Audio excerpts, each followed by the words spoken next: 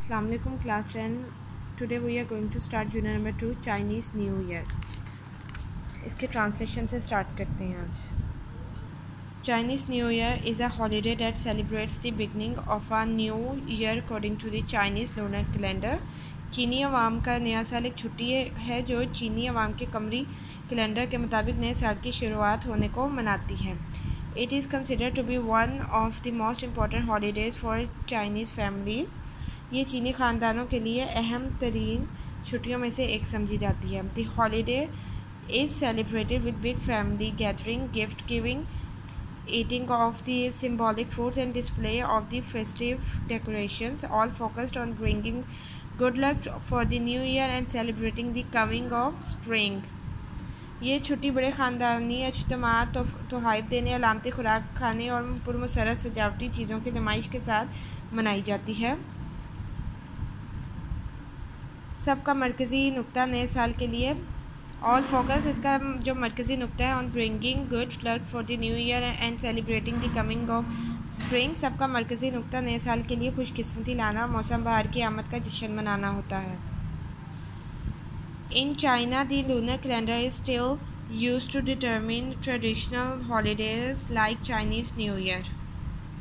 चीन में अभी तक एक चीनी साल नौ जैसी रवायात तातीलात की तयन के लिए कमरी कैलेंडर इस्तेमाल होता है.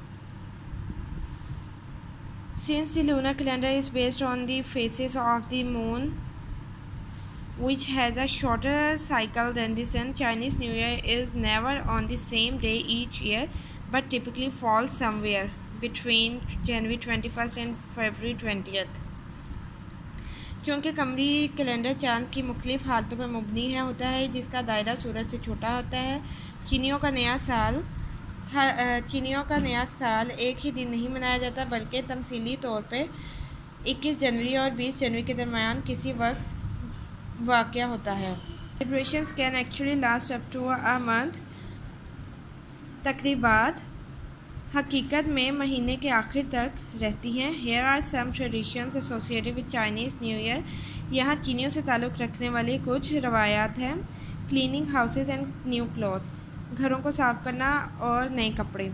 Prior to the first day of the new year it is customary for families to thoroughly clean their houses. नए साल के पहले दिन से पहले अपने घरों की मुकम्मल सफाई ख़ानदानों का मामूल है. Doing this is said to clear out any bad luck from the previous year and to make the house ready to accept good luck for the coming year.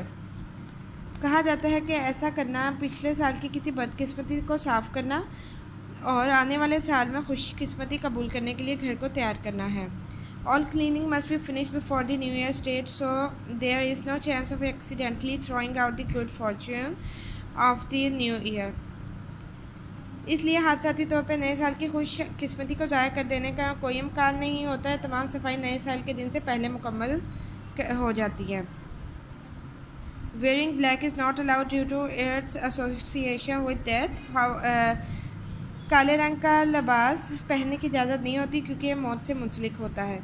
However, wearing red is encouraged as the color is associated with warding off and spirits.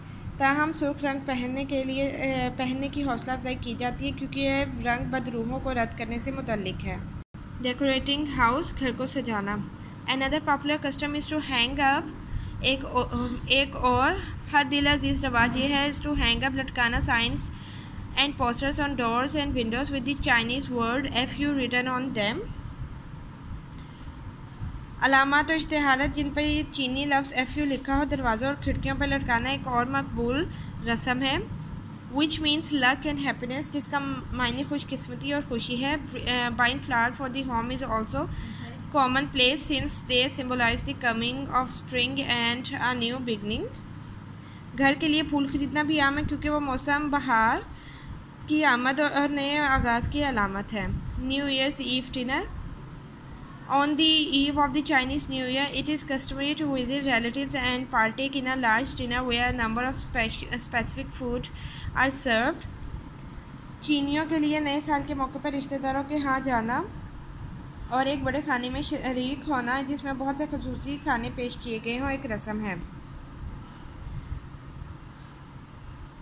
It is typical for Chinese family to make 8 to 9 dishes for the New Year's Eve. नए साल के मौके पर खाने के लिए 8 या 9 खाने तैयार करना चीनी ख़ानदान की एक ख़ास बात है.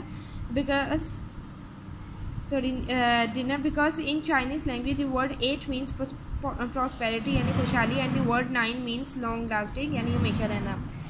क्योंकि चीनी ज़बान में 8 के लफ्ज़ का मतलब खुशहाली और 9 के लफ्ज़ का मतलब देरपा है. ठीक है, यहाँ तक आपकी ट्रांसलेशन हो जाएगी, बाकी हम इंशाल्लाह कल करेंगे. Thank you.